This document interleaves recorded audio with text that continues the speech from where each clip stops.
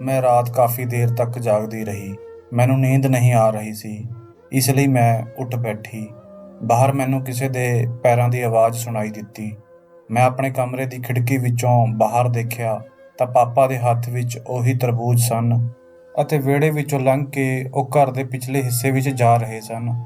ਘਰ ਵਿੱਚ ਸਾਰੇ ਸੌ ਚੁੱਕੇ ਸਨ ਅਤੇ ਇਸ ਵੇਲੇ ਪਾਪਾ ਦਾ ਇਸ ਤਰ੍ਹਾਂ ਚੋਰੀ-ਚੋਰੀ ਬਾਹਰ ਜਾਣਾ ਮੈਨੂੰ ਕੁਝ ਹੈਰਾਨ ਕਰ ਰਿਹਾ ਸੀ। ਪਰ ਮੈਂ ਵਾਪਿਸ ਆ ਕੇ ਆਪਣੇ ਬਿਸਤਰੇ 'ਤੇ ਲੇਟ ਗਈ ਅਤੇ ਸੋਚਦੀ ਰਹੀ ਕਿ ਪਾਪਾ ਇਸ ਵੇਲੇ ਤਰਬੂਜ ਚੁੱਕ ਕੇ ਕਿੱਥੇ ਚਲੇ ਗਏ। ਇਹੀ ਸੋਚਦੇ-ਸੋਚਦੇ ਮੇਰੀ ਅੱਖ ਲੱਗ ਗਈ। ਅਗਲੀ ਰਾਤ ਜਦੋਂ ਫਿਰ ਮੈਂ ਪਾਪਾ ਨੂੰ ਰਾਤ ਦੇ ਉਸੇ ਪਹਿਰ ਉਸੇ ਤਰ੍ਹਾਂ ਹੀ ਤਰਬੂਜ ਲੈ ਕੇ ਘਰ ਦੇ ਪਿਛਲੇ ਹਿੱਸੇ ਵਿੱਚ ਜਾਂਦੇ ਦੇਖਿਆ ਤਾਂ ਮੈਂ ਰਸੋਈ ਵਿੱਚ ਚਲੀ ਗਈ ਅਤੇ ਰਸੋਈ ਦੀ ਖਿੜਕੀ ਵਿੱਚੋਂ ਪਾਪਾ ਨੂੰ ਦੇਖਣ ਲੱਗੀ। ਪਾਪਾ ਉਸ ਤਰਬੂਜ ਨੂੰ ਜ਼ਮੀਨ ਦੇ ਅੰਦਰ ਦੱਬ ਰਹੇ ਸਨ। ਇਹ ਦੇਖ ਕੇ ਮੈਨੂੰ ਬੜੀ ਹੈਰਾਨੀ ਹੋਈ। ਆਖਰ ਉਸ ਤਰਬੂਜ ਵਿੱਚ ਅਜਿਹਾ ਕੀ ਸੀ ਜੋ ਪਾਪਾ ਉਸ ਨੂੰ ਲੈ ਕੇ ਇੰਨੀ ਸਾਵਧਾਨੀ ਵਰਤ ਰਹੇ ਸਨ ਅਤੇ ਖਾਣਾ ਤਾਂ ਦੂਰ ਕਿਸੇ ਨੂੰ ਹੱਥ ਵੀ ਨਹੀਂ ਲਗਾਉਣ ਦਿੰਦੇ ਸਨ। ਪਾਪਾ ਰੋਜ਼ 4 ਕਿਲੋ ਦਾ ਤਰਬੂਜ ਲੈ ਕੇ ਆਉਂਦੇ ਸਨ ਪਰ ਸਾਨੂੰ ਖਾਣ ਨਹੀਂ ਦਿੰਦੇ ਸਨ। ਖਾਸ ਕਰਕੇ ਕੁੜੀਆਂ ਨੂੰ ਸਖਤੀ ਨਾਲ ਮਨਾ ਕਰਦੇ ਕਿ ਇਸ ਨੂੰ ਹੱਥ ਵੀ ਨਾ ਲਗਾਇਓ, ਨਹੀਂ ਤਾਂ ਹਮੇਸ਼ਾ ਲਈ ਕੁਆਰੀਆਂ ਹੀ ਰਹਿ ਜਾਊਂਗੀਆਂ।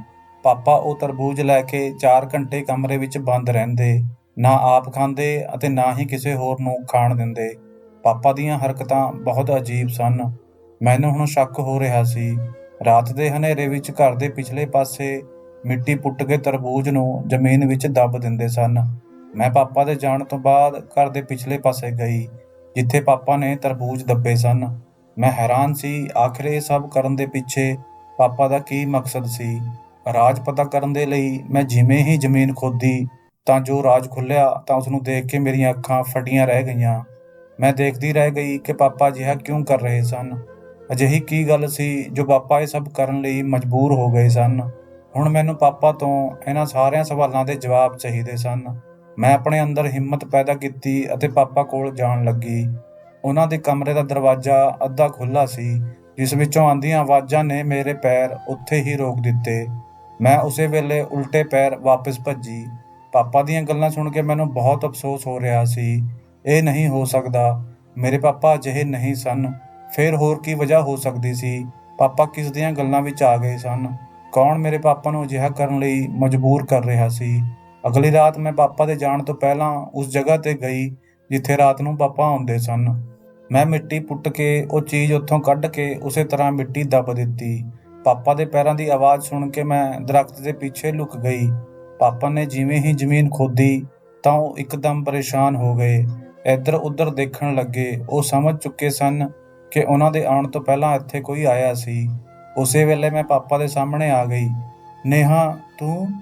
ਪਾਪਾ ਦੇ ਮੂੰਹ ਵਿੱਚੋਂ ਕੁੱਡੀ-ਕੁੱਡੀ ਜਿਹੀ ਆਵਾਜ਼ ਨਿਕਲੀ ਕਿਉਂਕਿ ਪਾਪਾ ਦਾ ਰਾਜ ਬੇਨਕਾਬ ਹੋ ਗਿਆ ਸੀ। ਮੇਰਾ ਨਾਮ ਨੇਹਾ ਹੈ। ਮੇਰੀ ਉਮਰ 18 ਸਾਲ ਸੀ। ਮੈਂ ਆਪਣੇ ਪਾਪਾ ਨਾਲ ਲੁਧਿਆਣਾ ਸ਼ਹਿਰ ਦੇ ਇੱਕ ਛੋਟੇ ਜਿਹੇ ਪਿੰਡ ਵਿੱਚ ਰਹਿੰਦੀ ਸੀ। ਮੇਰੀਆਂ 2 ਵੱਡੀਆਂ ਭੈਣਾਂ ਵੀ ਸਨ। ਇੱਕ ਵੱਡਾ ਭਾਈ ਵੀ ਸੀ ਜੋ ਮਕੈਨਿਕ ਸੀ। ਸਾਡੇ ਘਰ ਵਿੱਚ ਗਰੀਬੀ ਬਹੁਤ ਸੀ। ਜਦੋਂ ਮੈਂ ਛੋਟੀ ਸੀ ਤਾਂ ਉਸ ਵੇਲੇ ਹਾਲਾਤ ਕੁਝ ਠੀਕ ਸਨ। ਮੇਰੇ ਪਾਪਾ ਬਹੁਤ ਵੱਡੇ ਦੇਸੀ ਦਵਾਈਆਂ ਦੇ ਵੈਦ ਸਨ। ਲੋਕ ਦੂਰ-ਦੂਰ ਤੋਂ ਉਹਨਾਂ ਕੋਲ ਇਲਾਜ ਕਰਵਾਉਣ ਆਉਂਦੇ ਸਨ। ਉਹਨਾਂ ਦੇ ਹੱਥਾਂ ਵਿੱਚ ਜਾਦੂ ਸੀ ਕਿਉਂਕਿ ਉਹਨਾਂ ਦੇ ਦਿੱਤੇ ਹੋਏ ਨੁਸਖਿਆਂ ਨਾਲ ਲੋਕ ਠੀਕ ਹੋ ਜਾਂਦੇ ਸਨ। ਮੰਮੀ ਵੀ ਪਾਪਾ ਦੇ ਨਾਲ ਉਹਨਾਂ ਦੇ ਕੰਮ ਵਿੱਚ ਉਹਨਾਂ ਦੀ ਮਦਦ ਕਰਦੀ ਸੀ। ਅਸੀਂ ਬਚਪਨ ਤੋਂ ਹੀ ਦੇਖਦੇ ਆ ਰਹੇ ਸੀ। ਮੈਂ ਬਹੁਤ ਸ਼ੌਂਕ ਨਾਲ ਮੰਮੀ ਦੇ ਨਾਲ ਬੈਠ ਕੇ ਉਹਨਾਂ ਨੂੰ ਦਵਾਈ ਬਣਾਉਂਦੇ ਦੇਖਦੀ ਰਹਿੰਦੀ ਸੀ। ਉਸ ਵੇਲੇ ਮੇਰੀ ਉਮਰ 8 ਸਾਲ ਸੀ। ਸਮਾਂ ਤੇਜ਼ੀ ਨਾਲ ਲੰਘਦਾ ਗਿਆ। ਮੈਂ 8 ਤੋਂ 18 ਸਾਲ ਦੀ ਹੋ ਗਈ। ਹਾਲਾਤ ਸੁਧਰਨ ਦੀ ਬਜਾਏ ਹੋਰ ਵਿਗੜਦੇ ਚਲੇ ਗਏ। ਇਹਨਾਂ 10 ਸਾਲਾਂ ਵਿੱਚ ਪਾਪਾ ਦਾ ਕਾਰੋਬਾਰ ਬਿਲਕੁਲ ਬੰਦ ਹੋ ਗਿਆ। ਪਾਪਾ ਬਹੁਤ ਉਦਾਸ ਰਹਿੰਦੇ ਸਨ। ਉਹ ਆਪਣੇ ਆਪ ਨੂੰ ਨਿਕੰਮਾ ਸਮਝਦੇ ਸਨ ਅਤੇ ਮਾਯੂਸੀ ਵਾਲੀਆਂ ਗੱਲਾਂ ਕਰਦੇ ਸਨ। ਮੰਮੀ ਉਹਨਾਂ ਨੂੰ ਦਿਲਾਸਾ ਦਿੰਦੀ ਰਹਿੰਦੀ ਸੀ ਕਿ ਤੁਸੀਂ ਪਰੇਸ਼ਾਨ ਨਾ ਹੋਵੋ, ਤੁਹਾਡਾ ਕੰਮ ਫੇਰ ਪਹਿਲਾਂ ਦੀ ਤਰ੍ਹਾਂ ਚੱਲਣ ਲੱਗ ਜਾਵੇਗਾ। ਤਾਂ ਪਾਪਾ ਉਦਾਸੀ ਭਰੇ ਅੰਦਾਜ਼ ਵਿੱਚ ਬੋਲਦੇ, ਦੁਨੀਆ ਬਹੁਤ ਤੇਜ਼ੀ ਨਾਲ ਤਰੱਕੀ ਕਰ ਰਹੀ ਹੈ। ਹੁਣ ਹਰ ਗੱਲ ਵਿੱਚ ਡਾਕਟਰ ਹੈ। ਹੁਣ ਦੇਸੀ ਜੜੀ ਬੂਟੀਆਂ ਨਾਲ ਬਣੀਆਂ ਦਵਾਈਆਂ ਨੂੰ ਕੋਈ ਨਹੀਂ ਪੁੱਛਦਾ। ਵੈਦ ਨੂੰ ਤਾਂ ਧੋਖੇਬਾਜ਼ ਸਮਝਿਆ ਜਾਂਦਾ ਹੈ। ਫਿਰ ਵੀ ਇੱਕਾ ਦੁੱਕਾ ਭੁੱਲੇ ਭਟਕੇ ਲੋਕ ਪਾਪਾ ਕੋਲ ਆ ਜਾਂਦੇ ਸਨ ਅਤੇ ਨੁਸਖਾ ਲੈ ਜਾਂਦੇ ਸਨ। ਪਾਪਾ ਬਹੁਤ ਪਰੇਸ਼ਾਨ ਰਹਿਣ ਲੱਗੇ ਸਨ। ਉਹਨਾਂ ਨੂੰ ਹੋਰ ਕੋਈ ਕੰਮ ਨਹੀਂ ਆਉਂਦਾ ਸੀ। ਉਹ ਪੜ੍ਹੇ ਲਿਖੇ ਵੀ ਨਹੀਂ ਸਨ। ਕਦੇ-ਕਦੇ ਪਾਪਾ ਮੰਮੀ ਨੂੰ ਕਹਿੰਦੇ ਕਿ ਅਜਿਹਾ ਨਹੀਂ ਹੈ ਕਿ ਹਕੀਮਾਂ ਵੈਦਾਂ ਦਾ ਦੌਰ ਖਤਮ ਹੋ ਗਿਆ ਹੈ।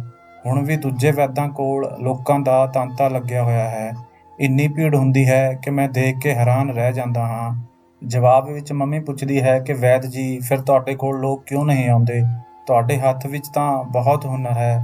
ਸ਼ਾਰਦਾ, ਅਸੀਂ ਨਰਮ ਦਿਲ ਲੋਕ ਹਾਂ। ਅਸੀਂ ਲੋਕਾਂ ਨੂੰ ਬੇਵਕੂਫ ਨਹੀਂ ਬਣਾਉਂਦੇ, ਗਲਤ ਕੰਮ ਨਹੀਂ ਕਰਦੇ। ਨਹੀਂ ਤਾਂ ਲੋਕ ਪੈਸਿਆਂ ਦੇ ਲਾਲਚ ਵਿੱਚ ਬਹੁਤ ਗਿਰ ਜਾਂਦੇ ਹਨ ਅਤੇ ਸਹੀ ਇਲਾਜ ਛੱਡ ਕੇ ਤਰ੍ਹਾਂ ਤਰ੍ਹਾਂ ਦੇ ਨੁਸਖੇ ਬਣਾਉਂਦੇ ਹਨ, ਫਿਰ ਭਾਵੇਂ ਉਸ ਨਾਲ ਕਿਸੇ ਦਾ ਫਾਇਦਾ ਹੋਵੇ ਜਾਂ ਨੁਕਸਾਨ ਹੋਵੇ। ਪਾਪਾ ਉਦਾਸ ਹੋ ਕੇ ਅਜਿਹਾ ਬੋਲਦੇ ਸਨ। ਕਦੇ ਕਦੇ ਮੈਂ ਪਾਪਾ ਨੂੰ ਸਮਝਾਉਂਦੀ ਸੀ ਕਿ ਤੁਸੀਂ ਉਦਾਸ ਨਾ ਹੋਇਆ ਕਰੋ। ਇਸ ਮਹਿੰਗਾਈ ਦੇ ਦੌਰ ਵਿੱਚ ਅਸੀਂ ਭੁੱਖੇ ਨਹੀਂ ਮਰਦੇ। 2 ਟਾਈਮ ਦੀ ਰੋਟੀ ਤਾਂ ਮਿਲ ਹੀ ਜਾਂਦੀ ਹੈ, ਛੋਟਾ ਅਤੇ ਟੁੱਟਿਆ ਫੁੱਟਿਆ ਹੀ ਸਹੀ, ਪਰ ਆਪਣਾ ਘਰ ਤਾਂ ਹੈ ਨਾ। ਨਹੀਂ ਤਾਂ ਬਹੁਤੇ ਲੋਕਾਂ ਨੂੰ ਤਾਂ 1 ਟਾਈਮ ਦੀ ਰੋਟੀ ਵੀ ਨਸੀਬ ਨਹੀਂ ਹੁੰਦੀ।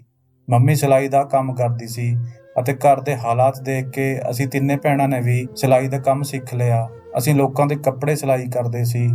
ਸੰਦੀਪ ਵੀਰ ਜੀ ਵੀ ਮਕੈਨਿਕ ਦੀ ਦੁਕਾਨ ਤੋਂ ਥੋੜ੍ਹੀ ਬਹੁਤ ਕਮਾਈ ਕਰ ਲੈਂਦੇ ਸਨ। ਇਸ ਤਰ੍ਹਾਂ ਸਾਡਾ ਗੁਜ਼ਾਰਾ ਤਾਂ ਹੋ ਰਿਹਾ ਸੀ। ਪਰ ਮੰਮੀ ਪਾਪਾ ਨੂੰ ਹੁਣ ਸਾਡੇ ਤਿੰਨੇ ਭੈਣਾਂ ਦੇ ਵਿਆਹ ਦੀ ਵੀ ਫਿਕਰ ਲੱਗ ਗਈ ਸੀ। ਬਿਨਾਂ ਦਹੇਜ ਤੋਂ ਕੋਈ ਵਿਆਹ ਵੀ ਨਹੀਂ ਕਰਦਾ। ਫਿਰ ਵੀ ਮੰਮੀ ਸਿਲਾਈ ਦੇ ਪੈਸਿਆਂ ਤੋਂ ਬਚਤ ਕਰਕੇ ਸਾਡੇ ਦਹੇਜ ਲਈ ਕੁਝ ਨਾ ਕੁਝ ਬਣਾ ਰਹੀ ਹੁੰਦੀ ਸੀ। ਫਿਰ ਮੈਂ ਨੋਟ ਕੀਤਾ ਕਿ ਪਾਪਾ ਹੁਣ ਸ਼ਾਮ ਨੂੰ ਘਰ ਤੋਂ ਬਾਹਰ ਚਲੇ ਜਾਂਦੇ ਅਤੇ ਰਾਤ ਨੂੰ 10 ਵਜੇ ਤੋਂ ਬਾਅਦ ਹੀ ਘਰ ਵਾਪਸ ਆਉਂਦੇ ਸਨ।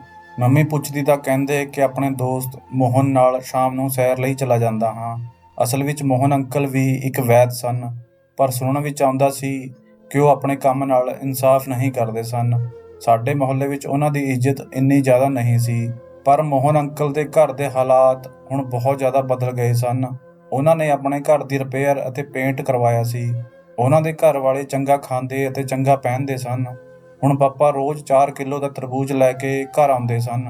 ਅਸੀਂ ਜਿਵੇਂ ਹੀ ਖਾਣ ਲਈ ਅੱਗੇ ਵੱਧਦੇ ਤਾਂ ਪਾਪਾ ਸਾਨੂੰ ਖਾਣ ਨਾ ਦਿੰਦੇ। ਹਾਲਾਂਕਿ ਮੇਰਾ ਤਰਬੂਜ ਖਾਣ ਨੂੰ ਬਹੁਤ ਮਨ ਕਰਦਾ ਸੀ। ਤਰਬੂਜ ਮੈਨੂੰ ਬਹੁਤ ਪਸੰਦ ਸਨ, ਪਰ ਪਾਪਾ ਦੀ ਚੇਤਾਵਨੀ ਯਾਦ ਆਉਂਦੀ ਤਾਂ ਆਪਣੀ ਇੱਛਾ ਨੂੰ ਅੰਦਰ ਹੀ ਅੰਦਰ ਮਾਰ ਦਿੰਦੀ ਸੀ। ਪਾਪਾ ਨੇ ਸਾਨੂੰ ਸਾਰਿਆਂ ਨੂੰ ਤਰਬੂਜ ਖਾਣ ਲਈ ਮਨ੍ਹਾ ਕੀਤਾ ਸੀ। ਖਾਸ ਕਰਕੇ ਸਾਨੂੰ ਤਿੰਨੇ ਭੈਣਾਂ ਨੂੰ ਸਖਤੀ ਨਾਲ ਮਨ੍ਹਾ ਕੀਤਾ ਸੀ ਕਿ ਉਸ ਨੂੰ ਹੱਥ ਵੀ ਨਹੀਂ ਲਗਾਉਣਾ, ਨਹੀਂ ਤਾਂ ਹਮੇਸ਼ਾ ਕੁਆਰੀਆਂ ਹੀ ਰਹੂੰਗੀਆਂ। ਅਤੇ ਅਸੀਂ ਤਿੰਨੋਂ ਭੈਣਾਂ ਹੈਰਾਨ ਰਹਿ ਜਾਂਦੀਆਂ, ਭਲਾ ਤਰਬੂਜ ਖਾਣ ਨਾਲ ਕਿਵੇਂ ਕੋਈ ਕੁਆਰਾ ਰਹਿ ਸਕਦਾ ਹੈ। ਪਰ ਮੰਮੀ ਝਿੜਕ ਦਿੰਦੀ ਕਿ ਜਿਵੇਂ ਤੁਹਾਡੇ ਪਾਪਾ ਕਹਿੰਦੇ ਹਨ ਉਸੇ ਤਰ੍ਹਾਂ ਕਰੋ, ਤਾਂ ਅਸੀਂ ਚੁੱਪ ਹੋ ਜਾਂਦੀਆਂ। ਪਰ ਦਿਮਾਗ ਅੰਦਰ ਉੱਠਦੇ ਸਵਾਲ ਚੁੱਪ ਨਹੀਂ ਹੁੰਦੇ ਸਨ। ਪਾਪਾ ਉਹ ਤਰਬੂਜ ਲੈ ਕੇ 4 ਘੰਟੇ ਕਮਰੇ ਵਿੱਚ ਬੰਦ ਰਹਿੰਦੇ, ਪਰ ਉਹ ਤਰਬੂਜ ਨੂੰ ਖਾਂਦੇ ਨਹੀਂ ਸਨ। ਇੱਕ ਰਾਤ ਜਦੋਂ ਮੈਨੂੰ ਨੀਂਦ ਨਹੀਂ ਆ ਰਹੀ ਸੀ ਅਤੇ ਮੈਂ ਦੇਰ ਤੱਕ ਜਾਗਦੀ ਰਹੀ, ਉਸ ਵੇਲੇ ਸਭ ਦੇ ਸੌਣ ਤੋਂ ਬਾਅਦ ਮੈਂ ਪਾਪਾ ਨੂੰ ਤਰਬੂਜ ਲੈ ਕੇ ਬਾਹਰ ਜਾਂਦੇ ਹੋਏ ਦੇਖਿਆ।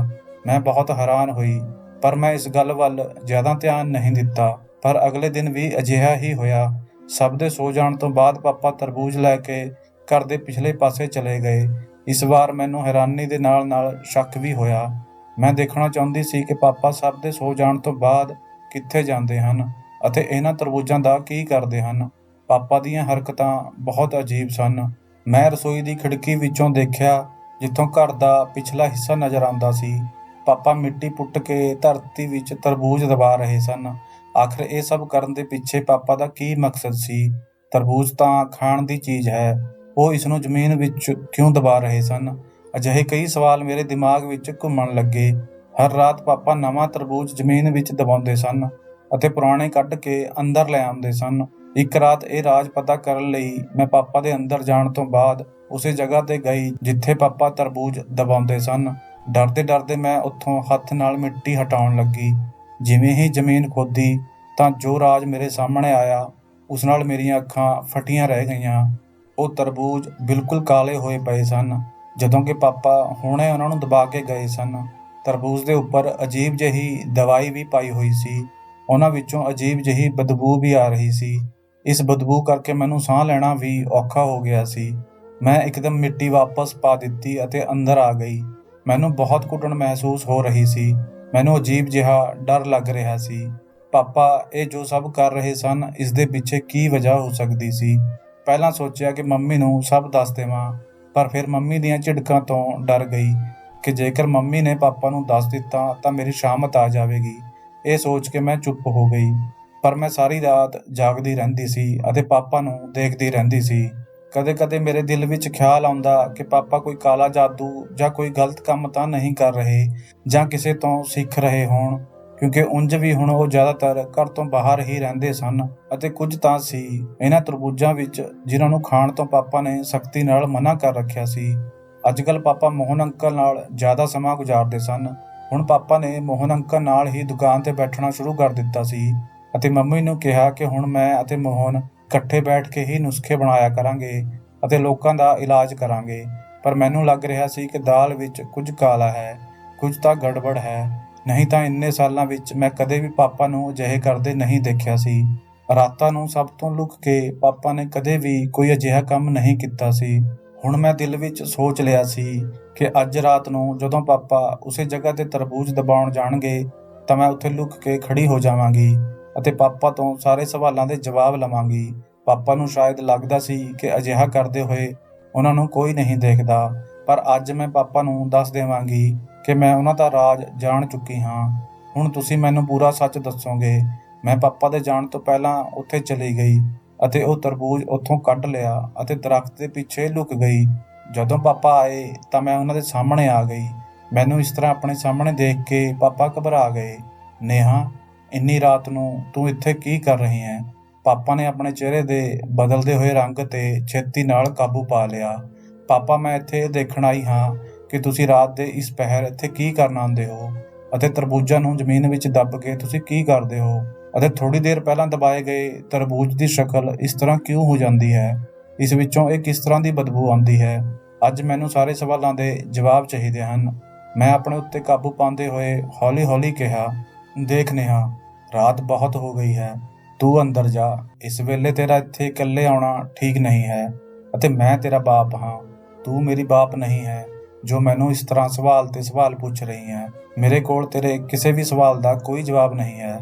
ਬਸ ਇੰਨਾ ਸਮਝ ਲਵੋ, ਜੋ ਵੀ ਕਰ ਰਿਹਾ ਹਾਂ ਤੁਹਾਡੀ ਸਾਰਿਆਂ ਦੀ ਭਲਾਈ ਲਈ ਹੀ ਕਰ ਰਿਹਾ ਹਾਂ, ਤੁਹਾਡੇ ਭਵਿੱਖ ਲਈ ਕਰ ਰਿਹਾ ਹਾਂ। ਪਾਪਾ ਗੁੱਸੇ ਵਿੱਚ ਬੋਲੇ, ਹੁਣ ਅੰਦਰ ਜਾ ਅਤੇ ਅੱਗੇ ਤੋਂ ਮੇਰੀ ਜਾਸੂਸੀ ਕਰਨ ਦੀ ਕੋਈ ਜ਼ਰੂਰਤ ਨਹੀਂ ਹੈ। ਪਾਪਾ ਨੇ ਮੈਨੂੰ ਝਿੜਕਿਆ ਅਤੇ ਮੈਂ ਸਿੱਧਾ ਆਪਣੇ ਕਮਰੇ ਵਿੱਚ ਆ ਗਈ, ਜਿੱਥੇ ਪਹਿਲਾਂ ਤੋਂ ਹੀ ਮੇਰੀਆਂ ਦੋ ਭੈਣਾਂ ਗੂੜ੍ਹੀ ਨੀਂਦ ਵਿੱਚ ਸੋ ਰਹੀਆਂ ਸਨ। ਮੇਰਾ ਭਾਈ ਸੰਦੀਪ ਛੱਤ ਤੇ ਸੌਂਦਾ ਸੀ। ਉਹ ਬਹੁਤ ਮਿਹਨਤ ਦਾ ਕੰਮ ਕਰਦਾ ਸੀ, ਇਸ ਲਈ ਥੱਕ ਹਾਰ ਕੇ ਇੰਜ ਸੋ ਜਾਂਦਾ ਕਿ ਉਸਨੂੰ ਆਪਣੀ ਵੀ ਕੁਝ ਖਬਰ ਨਹੀਂ ਰਹਿੰਦੀ ਸੀ। ਉਹ ਗੈਰਾਜ ਵਿੱਚ ਕੰਮ ਕਰਕੇ ਥੱਕਿਆ ਹਾਰਿਆ ਘਰ ਆਉਂਦਾ ਸੀ। ਉਸਦੇ ਸਾਰੇ ਕੱਪੜੇ ਗੰਦੇ ਹੁੰਦੇ ਸਨ, ਜਗ੍ਹਾ-ਜਗ੍ਹਾ ਕੱਪੜਿਆਂ ਤੇ ਕਾਲੇ ਧੱਬੇ ਪਏ ਹੁੰਦੇ ਸਨ। ਉਹ ਘਰ ਆ ਕੇ ਰੋਟੀ ਖਾ ਕੇ ਜਲਦੀ ਹੀ ਸੋ ਜਾਂਦਾ ਸੀ, ਕਿਉਂਕਿ ਅਗਲੀ ਸਵੇਰ ਜਲਦੀ ਹੀ ਕੰਮ ਤੇ ਜਾਣਾ ਹੁੰਦਾ ਸੀ। ਮੇਰੀ ਮੰਮੀ ਅਤੇ ਦੋਨੋਂ ਭੈਣਾਂ ਘਰ ਦੇ ਕੰਮ ਦੇ ਨਾਲ-ਨਾਲ ਸਿਲਾਈ ਵੀ ਕਰਦੀਆਂ ਸਨ, ਇਸ ਲਈ ਉਹ ਵੀ ਬਹੁਤ ਥੱਕ ਜਾਂਦੀਆਂ ਸਨ। ਕਿਉਂਕਿ ਮੈਂ ਘਰ ਵਿੱਚ ਸਭ ਤੋਂ ਛੋਟੀ ਅਤੇ ਲਾਡਲੀ ਸੀ, ਇਸ ਲਈ ਮੇਰੇ ਉੱਪਰ ਘਰ ਦੇ ਕੰਮ ਦਾ ਜ਼ਿਆਦਾ ਬੋਝ ਨਹੀਂ ਸੀ। ਮੈਂ ਸਰਕਾਰੀ ਸਕੂਲ ਵਿੱਚੋਂ 10ਵੀਂ ਤੱਕ ਦੀ ਪੜ੍ਹਾਈ ਕੀਤੀ ਸੀ ਅਤੇ ਫਿਰ ਘਰ ਦੇ ਹਾਲਾਤ ਦੇਖ ਕੇ ਪੜ੍ਹਾਈ ਛੱਡ ਦਿੱਤੀ। ਮੇਰੇ ਜਿੰਮੇ ਘਰ ਦਾ ਕੋਈ ਖਾਸ ਕੰਮ ਨਹੀਂ ਹੁੰਦਾ ਸੀ। ਮੂਡ ਹੋਇਆ ਤਾਂ ਕੰਮ ਕਰ ਲਿਆ, ਨਹੀਂ ਤਾਂ ਬਸ ਵਿਹਲੀ ਰਹਿੰਦੀ ਸੀ। ਇਹੀ ਕਾਰਨ ਸੀ ਕਿ ਮੈਨੂੰ ਇੰਨੀ ਗੂੜ੍ਹੀ ਨੀਂਦ ਨਹੀਂ ਆਉਂਦੀ ਸੀ ਜਿੰਨੀ ਮੇਰੇ ਬਾਕੀ ਘਰ ਵਾਲਿਆਂ ਨੂੰ ਆਉਂਦੀ ਸੀ। ਇਸ ਲਈ ਮੈਂ ਪਾਪਾ ਨੂੰ ਦੇਖ ਲਿਆ ਸੀ। ਉਸ ਦਿਨ ਮੈਂ ਪਾਪਾ ਦੇ ਕਮਰੇ ਵਿੱਚ ਜਾ ਰਹੀ ਸੀ ਅਤੇ ਕਮਰੇ ਵਿੱਚੋਂ ਆਉਂਦੀਆਂ ਆਵਾਜ਼ਾਂ ਨੇ ਮੇਰੇ ਪੈਰ ਬਾਹਰ ਹੀ ਰੋਕ ਦਿੱਤੇ ਅਤੇ ਜੋ ਕੁਝ ਮੈਂ ਸੁਣਿਆ ਉਸਨੂੰ ਸੁਣ ਕੇ ਮੈਂ ਸੁੰਨ ਰਹਿ ਗਈ। ਪਾਪਾ ਮੰਮੀ ਨੂੰ ਕਹਿ ਰਹੇ ਸੀ, ਸੁਨੀਤਾ, ਨੇਹਾ ਦੇ ਦਿਮਾਗ ਵਿੱਚ ਬਹੁਤ ਸਾਰੇ ਸਵਾਲ ਹਨ। ਉਹ ਮੈਨੂੰ ਗਲਤ ਸਮਝਦੀ ਹੈ, ਮੇਰੀ ਜਾਸੂਸੀ ਕਰਦੀ ਹੈ। ਤੈਨੂੰ ਤਾਂ ਪਤਾ ਹੈ ਮੈਂ ਕਿੰਨਾ ਮਜਬੂਰ ਹਾਂ। ਸੰਦੀਪ ਵਿਚਾਰਾ ਇਕੱਲਾ ਕੀ ਕਰ ਸਕਦਾ ਹੈ। ਤੁਹਾਨੂੰ ਸਾਰਾ ਦਿਨ ਕੱਪੜੇ ਸਿਲਾਈ ਕਰਦਾ ਦੇਖਦਾ ਹਾਂ ਤਾਂ ਮੇਰਾ ਦਿਲ ਦੁਖੀ ਹੁੰਦਾ ਹੈ। ਕੁੜੀਆਂ ਦੀ ਵੱਧਦੀ ਉਮਰ ਦੇਖ ਕੇ ਮੈਨੂੰ ਰਾਤਾਂ ਨੂੰ ਨੀਂਦ ਨਹੀਂ ਆਉਂਦੀ। ਬਿਨਾਂ ਪੈਸਿਆਂ ਅਤੇ ਬਿਨਾਂ ਦਹੇਜ ਤੋਂ ਮੇਰੀ ਕੁੜੀਆਂ ਨਾਲ ਕੌਣ ਵਿਆਹ ਕਰੇਗਾ? ਇਸ ਲਈ ਮੈਂ ਮਜਬੂਰ ਹੋ ਗਿਆ ਅਤੇ ਆਪਣੇ ਦੋਸਤ ਮੋਹਨ ਦਾ ਦਿੱਤਾ ਆਫਰ ਮਨਜ਼ੂਰ ਕਰ ਲਿਆ। ਉਸਦੇ ਨਾਲ ਕੰਮ ਕਰਨ ਲਈ ਰਾਜ਼ੀ ਹੋ ਗਿਆ। ਉਸਨੇ ਕਿਹਾ, ਇਹ ਤਰਬੂਜ ਘਰ ਲੈ ਜਾ, ਇਸ ਤੇ ਤਰ੍ਹਾਂ-ਤਰ੍ਹਾਂ ਦੀਆਂ ਦਵਾਈਆਂ ਅਤੇ ਜੜੀ ਬੂਟੀਆਂ ਮਿਕਸ ਕਰਕੇ 4 ਘੰਟੇ ਇਸ ਨੂੰ ਇਸੇ ਤਰ੍ਹਾਂ ਹੀ ਰੱਖੀਂ, ਫਿਰ ਰਾਤ ਨੂੰ ਜ਼ਮੀਨ ਵਿੱਚ ਦੱਬ ਦੇਵੀਂ ਅਤੇ ਅਗਲੀ ਰਾਤ ਨੂੰ ਕੱਢ ਲਈਂ। ਉਸ ਤਰਬੂਜ ਨਾਲ ਇੱਕ ਖਾਸ ਤਰ੍ਹਾਂ ਦੀ ਦਵਾਈ ਬਣਦੀ ਹੈ, ਜਿਸ ਨੂੰ ਅਸੀਂ ਕੱਢ ਕੇ ਸਾਫ਼ ਕਰਕੇ ਬੋਤਲਾਂ ਵਿੱਚ ਭਰ ਕੇ ਮਰੀਜ਼ਾਂ ਨੂੰ ਦਿੰਦੇ ਹਾਂ। ਇਸ ਨਾਲ ਉਹਨਾਂ ਨੂੰ ਆਰਾਮ ਮਿਲਦਾ ਹੈ। ਮੈਂ ਜਾਣਦਾ ਹਾਂ ਮੋਹਨ ਨੂੰ ਤੁਸੀਂ ਸਾਰੇ ਚੰਗਾ ਆਦਮੀ ਨਹੀਂ ਸਮਝਦੇ ਹੋ। ਉਹ ਅਜਿਹੀਆਂ ਕਈ ਦਵਾਈਆਂ ਦੇ ਨੁਸਖੇ ਬਣਾਉਂਦਾ ਹੈ ਅਤੇ ਮਾਰਕੀਟ ਵਿੱਚ ਵੇਚਦਾ ਹੈ। ਇਸ ਨੂੰ ਖਾਣ ਨਾਲ ਲੋਕ ਕਿਸੇ ਵੀ ਕਿਸਮ ਦੇ ਦਰਦ ਤੋਂ ਤੁਰੰਤ ਆਰਾਮ ਪਾ ਲੈਂਦੇ ਹਨ, ਪਰ ਅੰਦਰ ਹੀ ਅੰਦਰ ਦਵਾਈਆਂ ਉਹਨਾਂ ਦੀਆਂ ਜੜ੍ਹਾਂ ਕੱਟਦੀ ਹੈ।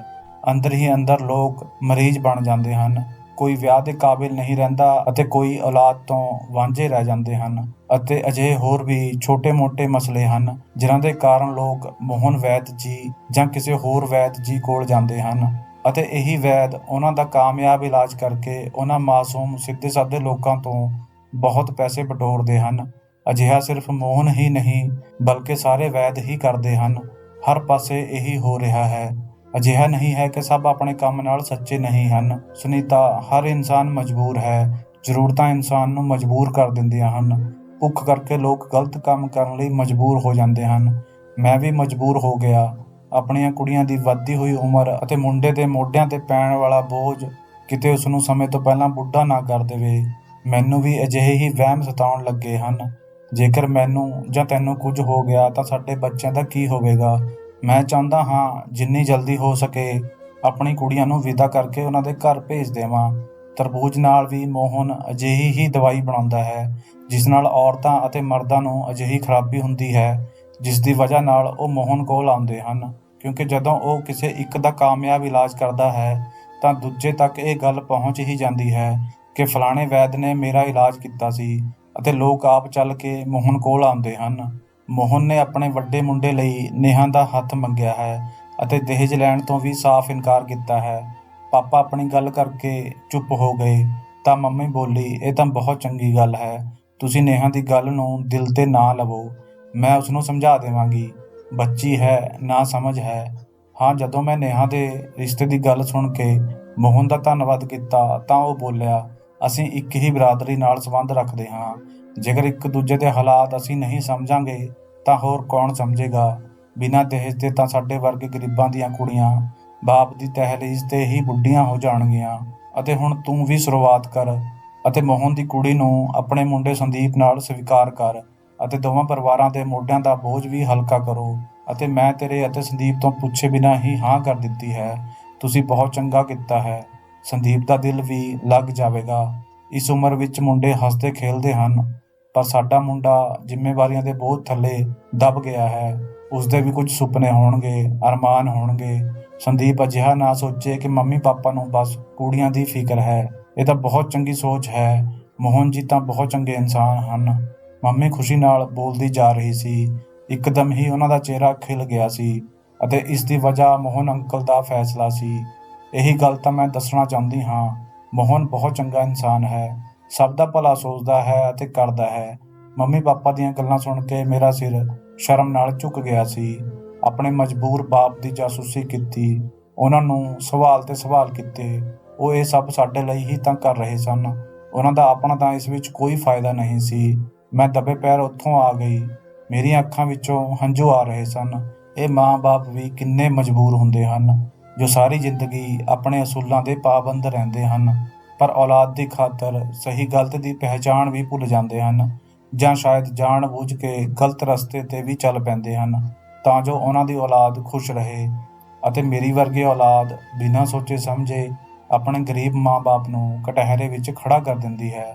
ਮੰਮੀ ਨੇ ਸ਼ਾਮ ਨੂੰ ਮੈਨੂੰ ਬਹੁਤ ਝਿੜਕਿਆ ਕਿ ਆਪਣੇ ਪਾਪਾ ਨੂੰ ਤੰਗ ਨਾ ਕਰ, ਉਹਨਾਂ ਨਾਲ ਕਿਸੇ ਕਿਸਮ ਦੇ ਸਵਾਲ ਜਵਾਬ ਨਾ ਕਰ, ਅੱਗੇ ਤੋਂ ਮੈਨੂੰ ਤੇਰੀ ਸ਼ਿਕਾਇਤ ਨਾ ਮਿਲੇ। ਮੰਮੀ ਦੀ ਗੱਲ ਸੁਣ ਕੇ ਮੈਂ ਚੁੱਪ ਹੋ ਗਈ ਅਤੇ ਰਾਤ ਨੂੰ ਪਾਪਾ ਤੋਂ ਮਾਫ਼ੀ ਮੰਗੀ। ਪਾਪਾ ਨੇ ਕਿਹਾ ਮਾਂ-ਬਾਪ ਕਦੇ ਵੀ ਬੱਚਿਆਂ ਨਾਲ ਨਾਰਾਜ਼ ਨਹੀਂ ਹੁੰਦੇ। ਖੈਰ, ਫਿਰ 2 ਹਫ਼ਤੇ ਬਾਅਦ ਨੇਹਾ ਦਾ ਵਿਆਹ ਹੋ ਗਿਆ ਅਤੇ ਉਹ ਆਪਣੇ ਸਹੁਰੇ ਘਰ ਚਲੀ ਗਈ ਅਤੇ ਅਗਲੇ ਦਿਨ ਸੰਦੀਪ ਦਾ ਵਿਆਹ ਉਰਮਿਲਾ ਨਾਲ ਹੋ ਗਿਆ।